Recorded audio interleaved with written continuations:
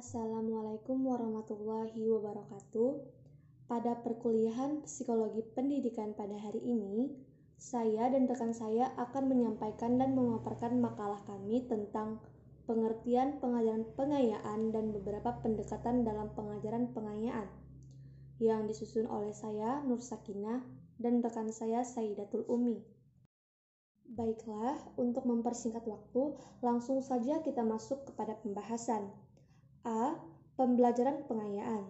1. Hakikat pembelajaran pengayaan. Secara umum, pengayaan dapat diartikan sebagai pengalaman atau kegiatan peserta didik yang melampaui persyaratan minimal yang ditentukan oleh kurikulum, dan tidak semua peserta didik dapat melakukannya. Istilah pengayaan ini sudah menyiratkan kecukupan, artinya bahwa siswa yang hendak diberikan pengayaan itu sudah memiliki pengetahuan yang cukup mengenai materi yang diajarkan.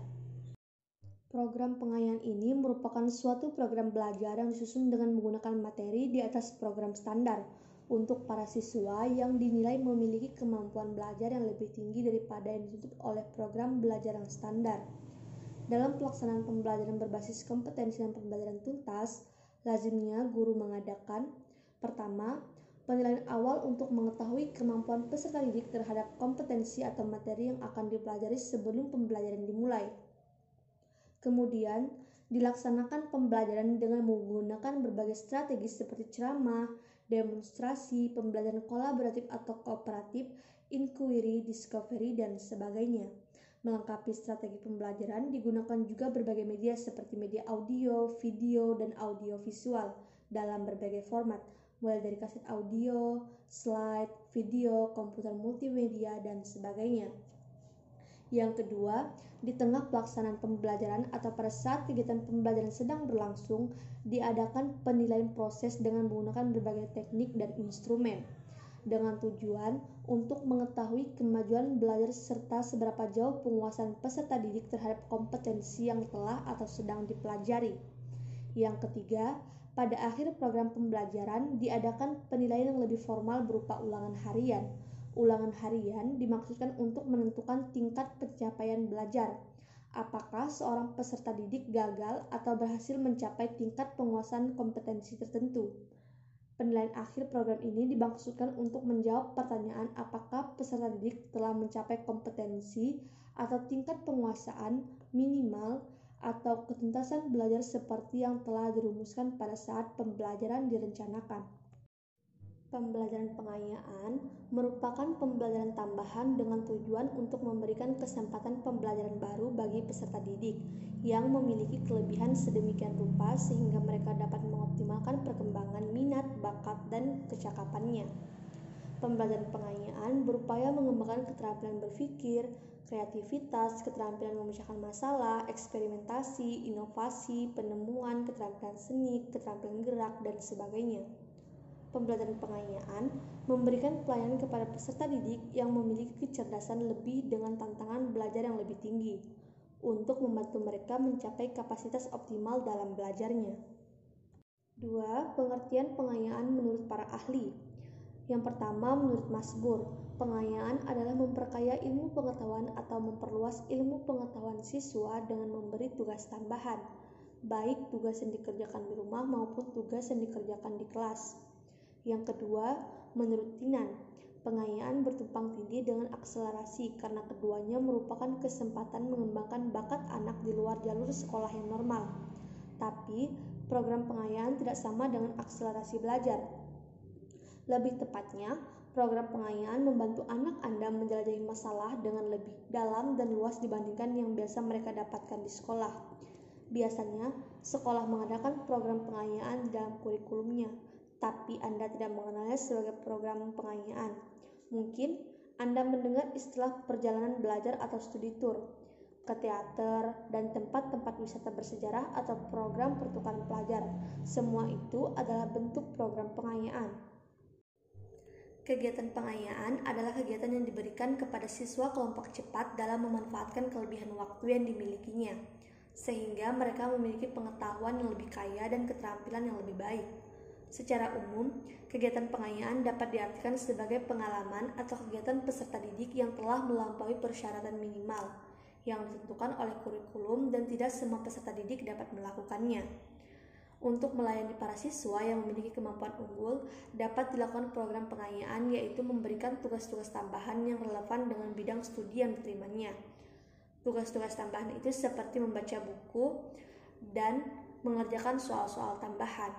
Model pengayaan ini dapat memenuhi harapan atau kebutuhan siswa dalam mengembangkan kemampuan intelektualnya, dengan tidak memisahkan mereka dari teman-teman sekelasnya. B. Jenis pembelajaran pengayaan. Ada 3 jenis pembelajaran pengayaan, yaitu yang pertama, kegiatan eksploratori yang bersifat umum yang dirancang untuk disajikan kepada peserta didik. Sajian yang dimaksud berupa peristiwa sejarah, buku, tokoh masyarakat, dan sebagainya, yang secara reguler tidak tercakup dalam kurikulum. Yang kedua, keterampilan proses yang diperlukan oleh peserta didik agar berhasil dalam melakukan pendalaman dan investigasi terhadap topik yang diminati dalam bentuk pembelajaran mandiri. Yang ketiga, pemecahan masalah yang diberikan kepada peserta didik yang memiliki kemampuan belajar lebih tinggi berupa pemecahan masalah nyata dengan menggunakan pendekatan pemecahan masalah atau pendekatan investigatif. Pemecahan masalah ditandai dengan identifikasi bidang permasalahan yang akan dikerjakan, penentuan fokus masalah yang akan dipecahkan, penggunaan berbagai sumber, pengumpulan data menggunakan teknik yang relevan, analisis data, dan penyimpulan hasil investigasi. Sekolah tertentu, khususnya yang memiliki peserta didik lebih cepat belajar dibanding sekolah-sekolah pada umumnya, dapat menaikkan tuntutan kompetensi melebihi standar isi. Selanjutnya yaitu pelaksanaan pembelajaran pengayaan, di mana pelaksanaan pembelajaran pengayaan ini terbagi menjadi 2. Yang pertama yaitu identifikasi kelebihan kemampuan belajar, dan yang kedua yaitu bentuk pelaksanaan pembelajaran pengayaan. Untuk yang pertama yaitu identifikasi kelebihan kemampuan belajar ini terbagi menjadi 2. Yang pertama yaitu ada tujuan dan yang kedua teknik. Untuk tujuan yaitu identifikasi kemampuan berlebih peserta didik dimaksudkan untuk mengetahui jenis serta tingkat kelebihan belajar peserta didik. Kelebihan kemampuan belajar itu antara lain meliputi yang pertama, belajar lebih cepat. Peserta didik yang memiliki kecepatan belajar tinggi ditandai dengan secepatnya penguasaan kompetensi atau SKKD mata pelajaran tertentu. Untuk yang kedua yaitu menyimpan informasi lebih mudah. Peserta didik yang memiliki kemampuan penyimpanan informasi lebih mudah akan memiliki banyak informasi yang tersimpan dalam memori atau ingatannya dan mudah diakses untuk digunakan. Dan yang ketiga yaitu keingintahuan yang tinggi. Banyak yang bertanya dan menyelidiki merupakan tanda bahwa seorang peserta didik memiliki hasrat ingin tahu yang tinggi. Yang keempat, berpikir mandiri. Peserta didik dengan kemampuan berpikir mandiri umumnya lebih menyukai tugas mandiri serta mempunyai kapasitas sebagai pemimpin. Dan yang kelima yaitu superior dalam berpikir abstrak. Peserta didik yang superior dalam berpikir abstrak umumnya mempunyai kegiatan pemecahan masalah. Nah, untuk yang terakhir yaitu memiliki banyak minat, mudah termotivasi untuk meminati masalah baru dan berpartisipasi dalam banyak kegiatan. Lanjut ke bagian B yaitu teknik. Teknik yang dapat digunakan untuk mengidentifikasi kemampuan berlebih peserta didik dapat dilakukan antara lain melalui tes IQ dan tes inventory, wawancara, pengamatan, dan sebagainya. Untuk tes IQ adalah tes yang digunakan untuk mengetahui tingkat kecerdasan peserta didik. Dari tes ini dapat diketahui tingkat kemampuan spesial, interpersonal, musikal, intrapersonal, verbal, logik atau matematik, kinestik, dan naturalistik. Untuk yang kedua yaitu tes inventory. Tes inventory digunakan untuk menemukan dan mengumpulkan data mengenai bakat, minat, hobi, kebiasaan, belajar, dan lainnya. Untuk wawancara dilakukan dengan mengadakan interaksi lisan dengan peserta didik untuk menggali lebih dalam mengenai program pengayaan yang diminati peserta didik. Dan untuk yang terakhir yaitu pengamatan atau observasi. Pengamatan dilakukan dengan jalan melihat secara cermat perilaku belajar peserta didik. Dari pengamatan tersebut diharapkan dapat diketahui jenis maupun tingkat pengayaan yang perlu diprogramkan untuk peserta didik. Selanjutnya yaitu kita pembahasan kedua, yaitu mengenai bentuk pelaksanaan pelajaran pengayaan.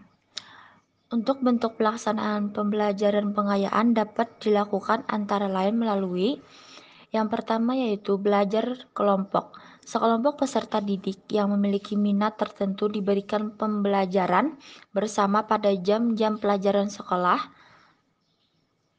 sambil menunggu teman-temannya yang mengikuti pelajaran remedial karena belum mencapai ketuntasan.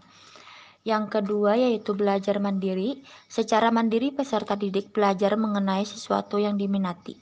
Yang ketiga yaitu pembelajaran berbasis tema. Memadukan kurikulum di bawah tema besar sehingga peserta didik dapat mempelajari hubungan antara sebagai disiplin ilmu. Untuk terakhir yaitu pemadatan kurikulum. Pemberian pembelajaran hanya untuk kompetensi atau materi yang belum diketahui peserta didik. Dengan demikian, tersedia waktu bagi peserta didik untuk memperoleh kompetensi atau materi baru atau bekerja dalam proyek secara mandiri sesuai dengan kapasitas maupun kapabilitas masing-masing. Perlu diperhatikan bahwa penyelenggaraan pembelajaran pengayaan ini terutama terkait dengan kegiatan tatap muka untuk jam-jam pelajaran sekolah biasa. Namun demikian, kegiatan pembelajaran pengayaan dapat pula dikaitkan dengan kegiatan tugas terstruktur dan kegiatan mandiri tidak terstruktur. Sekolah dapat juga memfasilitasi peserta didik dengan kelebihan kecerdasan dalam bentuk kegiatan pengembangan diri dengan spesifikasi pengayaan kompetensi tertentu, misalnya untuk bidang sains. Pembelajaran seperti ini diselenggarakan untuk membantu peserta didik mempersiapkan diri mengikuti kompetensi tingkat nasional maupun internasional, seperti Olimpiade Internasional Fisika, Kimia, dan Biologi, sebagai bagian dari integral dan sebagian bagian integral dari kegiatan pembelajaran. Kegiatan pengayaan tidak lepas kaitannya dengan penilaian. Penilaian hasil belajar kegiatan pengayaan tentu tidak sama dengan kegiatan pembelajaran biasa, tetapi cukup dalam bentuk portofolio dan harus dihargai sebagai nilai tambah atau lebih dari peserta didik yang normal. Selanjutnya yang D yaitu beberapa pendekatan dalam pengajaran pengayaan. Pengajaran pengayaan dapat terselenggara dengan baik apabila direncanakan, dilaksanakan, dan dilakukan evaluasi dengan baik. Selain itu, dukungan dari berbagai pihak sangat diperlukan. Menurut Majid 2009 menyatakan materi dan waktu pelaksanaan pengajaran pengayaan sebagai berikut, yaitu materi pengayaan diberikan sesuai dengan kompetensi dasar yang dipelajari. Waktu pelaksanaan pengajaran pengayaan yaitu setelah mengikuti tes atau ujian KD tertentu, setelah mengikuti tes atau ujian blok atau kesatuan KD tertentu, dan setelah mengikuti tes atau ujian atau blok terakhir pada semester tertentu, sehingga materi dan waktu pelaksanaan pengajaran pengayaan sangat bergantung pada kompetensi dasar yang dipelajari. Untuk faktor-faktor yang diperhatikan dalam pengajaran pengayaan, yaitu peserta didik, guru, media, dan pelajaran, dan waktu pelaksanaan pengajaran pengayaan dalam panduan remedial dan pengayaan sekolah menengah atas yang diterbitkan oleh Kementerian Pendidikan dan Kebudayaan tahun 2015 menyatakan bahwa uraian prosedur kerja program pengayaan ialah sebagai berikut. Yang pertama yaitu Kepala Sekolah menugaskan Wakasek, Kurikulum, dan TPK ada sekolah menyusun rencana kegiatan dan rambu-rambu pelaksanaan pembelajaran remedial dan pembelajaran pengayaan.